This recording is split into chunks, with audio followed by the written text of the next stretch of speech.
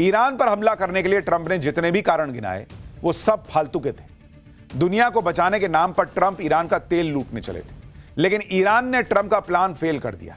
Iran के पास वो हथियार तो नहीं है कि जिससे अमेरिका तक हमला कर सके, लेकिन अमेरिका के सहयोगियों को ईरान जमकर फोड़ रहा है। इसी से ट्रंप की ऐसी किरकिरी हो रही है कि ट्रंप इस समय अलबलाए घूम रहे हैं और अब ट्रंप युद्ध खत्म करने की बात करने लगे हैं। लेकिन क्या यह इतना आसान है? क्योंकि आप देखिए, ट्रंप ने यह कहा है कि युद्ध जल्दी खत्म होगा। ईरान कह रहा है कि युद्ध कब खत्म होगा यह ईरान तय करेगा। ट्रंप ने कहा कि तेल सप्लाई रोकी तो 20 गुना ज्यादा हमला होगा। ईरान कह रहा है कि हम 10 साल के युद्ध के लिए तैयार है। भाई, ट्रंप धमका रहे हैं तो ईरान और ज्यादा फोड़ रहा है। ट्रंप कह रहे हैं ईरान में हमने लक्ष्य हासिल कर लिया है। ईरान कह रहा है कि अमेरिका से बात की गुंजाइश ही नहीं है। इजराइल भी कह रहा है कि खेल अभी खत्म नहीं हुआ है। उधर ईरान युद्ध पर ट्रंप अब पुतिन से बात कर रहे हैं। चीन ने ईरान को 2 शिप भेज दिए हैं जिसमें हथियार हैं, यह भी कहा जा रहा है। यानी ट्रंप अब ईरान युद्ध से एग्जिट के लिए फड़फड़ा रहे हैं।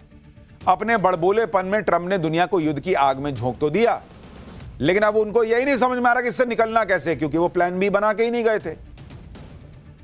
उन्होंने सोचा था ईरान 4 दिन में निपट जाएगा, यहां ईरान ठोके जा रहा है। हैरानी की बात तो यह है कि ट्रंप अब कह रहे हैं कि उन्होंने 4 लोगों के कहने पर ईरान पर हमला किया। अरे बॉस, युद्ध को खेल बना दिए हो क्या?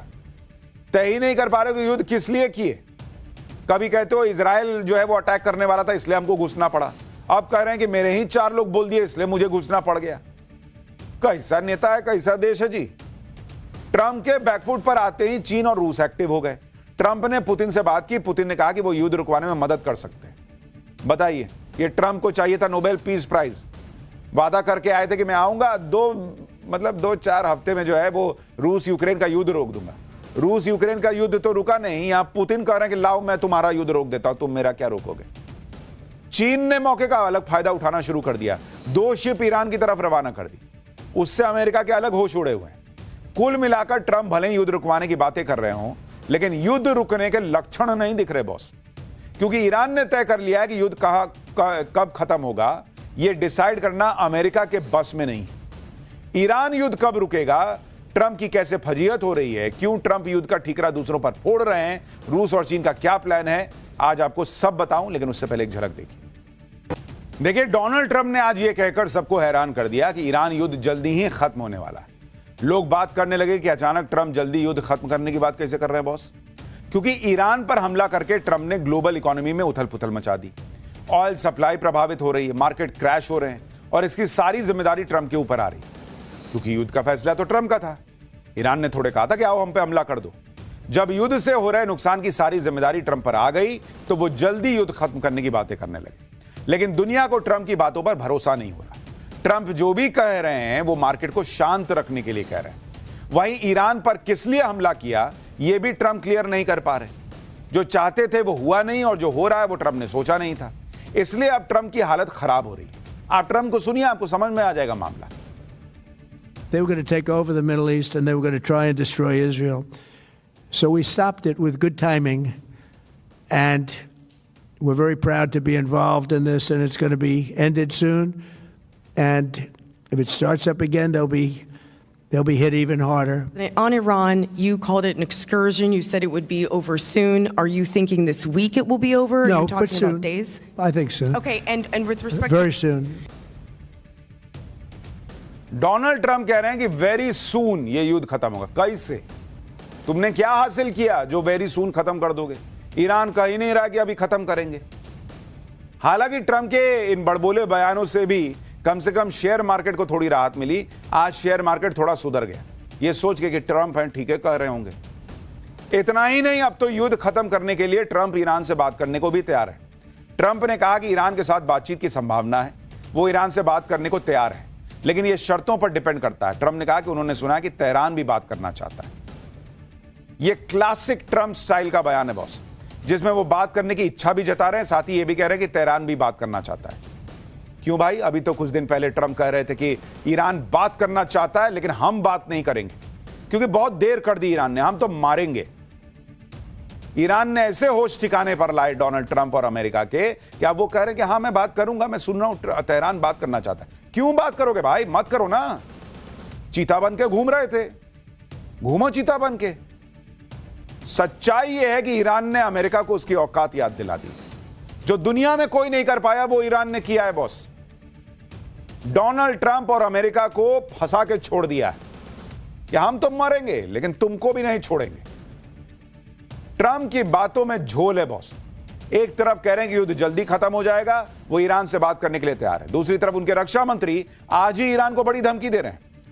पीट हेग्सेथ ने कहा कि ईरान को निर्णायक रूप से हराने तक हमले जारी रहेंगे। आज ईरान पर सबसे भयंकर हमले का दिन था। पिछले 24 घंटे से ईरान आग में धधक रहा है। ईरान अब अकेला और कमजोर पड़ता जा रहा है। ईरान के खिलाफ हमलों में कोई ढील नहीं दी गई है। लेकिन अमेरिका जितनी धमकी दे रहा है उतना ही ईरान पलट के फोड़ रहा है। मिडिल ईस्ट में अमेरिका के सहयोगियों और अमेरिकी एसेट्स पर ईरान भयंकर मिसाइल और ड्रोन से हमले कर रहा है। जहां तक ट्रंप के युद्ध जल्दी खत्म करने की बात है तो इस पर भी ईरान ने ट्रंप को क्लियर कट कह दिया।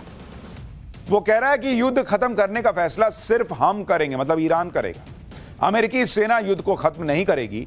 10 साल तक हमला करने के लिए मिसाइल का स्टॉक हमारे पास है। तब तक युद्ध करेंगे जब तक अमेरिका हार नहीं मानता। इस इलाके का समीकरण और भविष्य हमारे हाथ में है। अमेरिका से बातचीत की कोई संभावना अब नहीं बची। यानी ईरान क्लियर कह रहा है कि तुम नहीं बताओ कि युद्ध कब खत्म होगा, अब हम बताएंगे कि युद्ध कब खत्म होगा। लड़ना था ना तुमको, लड़ो। हम तो 10 साल लड़ने के लिए बैठे। तुम दुनिया के फूफा बने घूमते हो ना कि तुम अमेरिका हो, बहुत बड़ी इकोनॉमी हो, तुमको ज्यादा नुकसान होगा। हमको तो तुम मारने ही पे तुले हो, मार दो। युद्ध में ईरान को भले ज्यादा नुकसान हुआ हो लेकिन अब ईरान ने इसे अपने वजूद की लड़ाई बना लिया है। और ईरान सिर्फ धमकी नहीं दे रहा है, कंडीशन भी रख रहा है कि अगर युद्ध बंद करना है तो अमेरिका गारंटी दे कि भविष्य में कभी हमला नहीं करेगा और पूरी तरह से सीज फायर हो। अब तक रॉकेट और ड्रोन से अमेरिका और इजराइल के पसीने छुड़ा रहे ईरान ने अब युद्ध में महाविनाशक हथियार भी निकाल दिए। ईरान की सेना ने पहले ही खुला ऐलान कर दिया था कि वो अब अपनी घातक और हेवी मिसाइल से दुश्मन पर अटैक शुरू करेगा। और आज ईरान ने अपनी बैलिस्टिक मिसाइल से इराक के कुर्दिस्तान में अमेरिका के सबसे बड़े मिलिट्री बेस पर अटैक का दावा किया है। ईरान की सेना ने अटैक का जो वीडियो जारी किया उसमें एक के बाद एक 5 बैलिस्टिक मिसाइल टारगेट की तरफ लॉन्च होती नजर आ रही है। ईरानी सेना ने बैलिस्टिक मिसाइल से हमले का एक और वीडियो जारी किया है जिसमें एक के बाद एक कई मिसाइल अनजान लोकेशन से लॉन्च होती नजर आ रही है। ईरान ने दावा किया कि अब वो इजराइल के ठिकानों और मिडिल ईस्ट में अमेरिकी सेना के सभी ठिकानों को भारी भरकम मिसाइल से तबाह कर देगा। ईरान ये भी दावा कर रहा है कि उसके पास मिसाइल्स और दूसरे हथियारों का इतना बड़ा भंडार है कि वो अगले 10 साल तक युद्ध लड़ सकता है। इसे साबित करने के लिए ईरान ने अपनी अंडरग्राउंड मिसाइल फैक्ट्री का एक वीडियो जारी किया है जिसमें एक से बढ़कर एक बैलिस्टिक मिसाइल अटैक के लिए तैयार नजर आ रही है। मिसाइल को लॉन्चर में लोड करके रखा गया है ताकि एक इशारा मिलते ही अंडरग्राउंड भंडार से बाहर लाया जा सके। तो ईरान भी ये दिखा रहा है कि हमको हल्के में मत लेना, इतना सब कुछ है मेरे पास। अब सवाल है कि अभी का वीडियो है या पहले का वीडियो है, ये कैसे पता चलेगा। आप देखिए कि अमेरिका और इजराइल के ताबड़तोड़ हमलों के बाद भी ईरान उन्हें चकमा देकर कैसे भारी भरकम मिसाइल भी आसानी से लॉन्च कर दे रहा है। दरअसल ईरान ने अलग अलग इलाकों में अंडरग्राउंड मिसाइल फैक्ट्री बना रखी है। जरूरत पड़ने पर वीरान इलाकों में बनी इन सीक्रेट फैक्ट्री से लॉन्चर मिसाइल लेकर बाहर निकलते हैं और दुश्मन पर ताबड़तोड़ हमले शुरू कर देते हैं। आप देखिए कि ईरान की जिस नेवी को ट्रंप पूरी तरह तबाह करने का दावा करते नहीं थक रहे, ईरान की उस नेवी ने भी इजराइल और अमेरिका के ठिकानों पर मिसाइल और ड्रोन से अटैक के वीडियो जारी किए जिसमें अनजान लोकेशन से मौजूद ईरान के शिप से मिसाइल और ड्रोन लॉन्च होते नजर आ रहे हैं। ईरान का दावा है कि उसकी नेवी ने कुवैत में अमेरिकी सेना के बेस को निशाना बनाया। यानी मोटे तौर पर डोनाल्ड ट्रंप झूठ पे झूठ बोलकर अपने प्रतिद्वंदी पर मेंटल प्रेशर बना रहे हैं, लेकिन वो इतना झूठ बोल चुके हैं कि सबको उनकी टैक्टिक समझ में आ गई। अब कोई उनके झूठ में फंसता नहीं। ईरान सिर्फ बैलिस्टिक मिसाइल ही नहीं दाग रहा, दुश्मन को ज्यादा से ज्यादा नुकसान पहुंचाने के लिए उसने मिसाइल में लोड होने वाले वॉरहेड का वजन भी बढ़ा दिया। ईरान की सेना ने कह दिया है कि वो अपनी मिसाइल्स में 1000 से 2000 किलो तक के वॉरहेड लगा रहा है, जिससे मिसाइल और घातक हो गई है। ईरान के पास खुर्रम शहर 4 और फतह 2 जैसी एडवांस बैलिस्टिक मिसाइल हैं।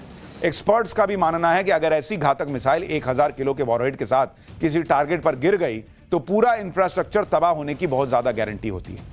आमतौर पर मिसाइल्स में 500 किलो तक के वॉरहेड लगे होते हैं। ऐसे में 1000 से लेकर 2000 किलो तक के वॉरहेड वाली मिसाइल मोटे कंक्रीट वाली सतह को भी भेद देगी। और हमने आपको कहा था कि ईरान शुरू में पुराने हथियार, पुराने ड्रोन यूज कर रहा है, अब वो निकाल रहा है नया नया माल। ईरान ने अब अपनी बैलिस्टिक मिसाइल का दम दिखाकर अमेरिका की नींद उड़ा दी। जबकि पहले ही ईरान के शाही ड्रोन अमेरिका और इजराइल के ठिकानों को धुआं कर रहे हैं। ईरान ने अपने घातक ड्रोन से दुश्मन के ठिकानों पर हमले का भी वीडियो जारी किया, जिसमें एक के बाद एक कई ड्रोन तय टारगेट की तरफ उड़ान भरते नजर आ रहे हैं। ईरान ने उन्हीं ड्रोन की मदद से इजराइल के हाइफा में उसकी सबसे बड़ी ऑयल रिफाइनरी पर हमले का दावा किया है। आज भी ईरान ने ड्रोन अटैक में यूएई की ऑयल रिफाइनरी को नुकसान पहुंचाने का दावा किया। ईरान ने इन्हीं ड्रोन हमलों में 11 दिनों में ट्रंप और नेतन्याहू को बैकफुट पर धकेल दिया। ऐसे में ईरान की तरफ से बैलिस्टिक मिसाइल के इस्तेमाल से अमेरिका और इजराइल की टेंशन बढ़ना तय माना जा रहा है। अगर ऐसे ही ईरान से मिसाइलें चलती रहीं, उधर अमेरिका धमकी देता रहा और दोनों एक दूसरे को फोड़ते रहे, तो युद्ध रुकेगा कैसे? ट्रंप ने ईरान से बात करने और युद्ध खत्म करने की बातें तो की, लेकिन आज ही इजराइल के प्रधानमंत्री नेतन्याहू ने कहा कि ईरान के खिलाफ सैन्य अभियान अभी खत्म नहीं हुआ है। इजराइल का सैन्य अभियान ईरान की हड्डियां तोड़ रहा है। हम ईरानी लोगों को जुल्म से आजादी दिलाना चाहते हैं। ईरान अगर खतरनाक मिसाइलें और खतरनाक ड्रोन चला रहा है, तो इजराइल भी ईरान को फोड़ने में पीछे नहीं। इजराइल से भी लगातार अटैक ईरान पर हो रहे हैं। ये तस्वीरें ईरान की राजधानी तेहरान की हैं, जहां बड़ी संख्या में लोग देश को नया सुप्रीम लीडर मिलने का जश्न मनाने रहे थे। ईरान के सरकारी टीवी पर इसका टेलीकास्ट हो रहा था। तभी अचानक वहां से कुछ दूरी पर तेज धमाकों की आवाज सुनाई दी। लेकिन ईरान का भी आप जज्बा देखिए कि लोग अटैक के बाद पैनिक में नहीं आए, भागे वागे नहीं, वो और नारे लगाने लग गए। यानी डोनाल्ड ट्रंप कह रहे थे कि इस तेहरान में रिजीम चेंज होगा, रिजीम चेंज होगा। वहां पब्लिक सड़क पर खड़ी हो गई खामनेई के बेटे के लिए कि भाई ये हमारा नया सुप्रीम लीडर आ गया। वहां बम गिर रहा है, उनको फर्क नहीं पड़ रहा कि मारो, मार ही ना दोगे। डोनाल्ड ट्रंप और अमेरिका सोचते थे कि किसी के ऊपर बम गिराओ, खत्म करो मामला। उन्होंने ईरान जैसा जज्बा देखा नहीं था। तेहरान ही नहीं, ईरान के कई शहरों में अमेरिका और इजराइल के हमलों का धुआं उठता दिख रहा है। लेकिन ईरान झुकने को तैयार नहीं है बॉस। ईरान ही नहीं, इजराइल की सेना लेबनान पर भी अंधाधुंध हमले कर रही है। आज भी इजराइल की सेना ने दक्षिणी लेबनान में एयर स्ट्राइक की, जिसमें एक इमारत ध्वस्त होती नजर आई।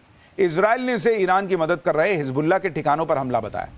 इजराइल की सेना ने ऐसे ही हमलों के कुछ और वीडियो जारी किए, जिसमें कई इमारतें बम धमाकों से ध्वस्त होती दिख रही हैं। यानी ईरान युद्ध के खत्म होने की बात तो दूर, युद्ध अब नए लेवल पर जा रहा है। और अब तो ईरान युद्ध ऐसे मोड़ पर पहुंच गया है जहां से रूस और चीन की भी एंट्री होती दिख रही है।